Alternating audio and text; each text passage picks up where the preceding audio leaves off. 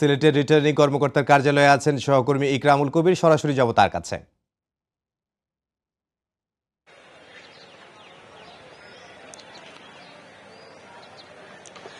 একদিন পরেই ত্রয়োদশ জাতীয় সংসদ নির্বাচন। এই নির্বাচনকে ঘিরেই একটি আনুষ্ঠানিকতা চলছে, উৎসব চলছে।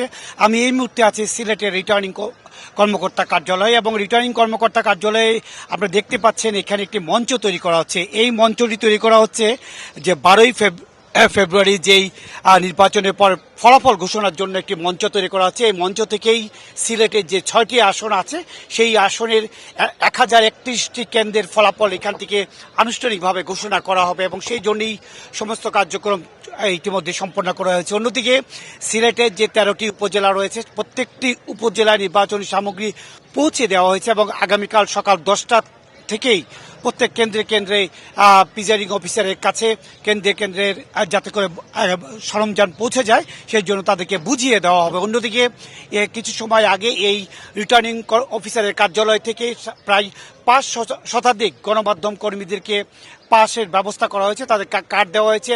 পরবর্তীতে যারা পর্যবেক্ষক আছেন সেই পর্যবেক্ষকদের কার্ড দেওয়া হবে, এবং ইতিমধ্যেই সেনাবাহিনী, র্যাব, পুলিশ সহ সব আইন শৃঙ্খলা বাহিনীর সদস্যরা তাদের মহড়া দিয়েছেন, এবং বিভিন্ন জায়গায় তারা যাতে করে এই যে 31 লাখ ভোটার আছে সিলেটের, প্রায় 31,23,000 ভোটার আছে, তারা যেন নির্বিঘ্নে 1031টি কেন্দ্রে গিয়ে ভোটাধিকার প্রয়োগ করতে পারেন সেটি নিশ্চয়তা দেওয়ার জন্য তারা আইন শৃঙ্খলা বাহিনীর সদস্য যারা আছেন তারা সোচ্চার রয়েছেন, এবং তারা বিভিন্ন মহড়া দিয়েছে বিভিন্ন জায়গায়। প্রত্যেকটি উপজেলা এবং প্রত্যেকটি সড়ক তারা প্রদক্ষিণ করেছেন। আজকে আমরা দেখেছি যে আইন শৃঙ্খলা বাহিনীর সদস্য যারা আছেন তারা ব্রিফিং করেছেন, র্যাবের পক্ষ থেকে ব্রিফিং করা হয়েছে, সেনাবাহিনীর পক্ষ থেকে তারা যে বিভিন্ন জায়গায় টহল দিয়েছেন এবং টহল অব্যাহত রয়েছে।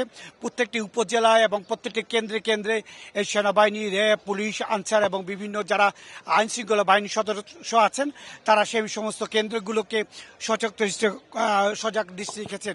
বলে রাখা প্রয়োজন এই পর্যন্ত 22 যেই গত মাসের 22 তারিখ যে নির্বাচনী প্রচারণা শুরু হয়েছে, এখন পর্যন্ত সিলেটের 6টি আসন এবং সিলেট বিভাগের কোথাও কোনো ধরনের বিশৃঙ্খল পরিবেশের বা বিশৃঙ্খল সৃষ্টির কোনো খবর আমরা পাইনি। অত্যন্ত শান্তিপূর্ণ এবং পরিবেশে আগামী 12ই ফেব্রুয়ারি সুষ্ঠু, অবাধ এবং নিরপেক্ষ নির্বাচনে অংশগ্রহণ করার জন্য পুরো সিলেটবাসী অপেক্ষায় আছেন, এবং প্রশাসন সহ সমস্ত সিলেটবাসী অপেক্ষা করছেন এই 12ই ফেব্রুয়ারি নির্বাচন একটি সুষ্ঠু, সুন্দর এবং সবার কাছে গ্রহণযোগ্য একটি নির্বাচন অনুষ্ঠিত হবে। সেই উৎসব দেখার জন্য সবাই অধীর আগ্রহে অপেক্ষা আছেন। মোটামুটি এই ছিল সিলেটের রিটার্নিং কর্মকর্তার কার্যালয় থেকে সর্বশেষ।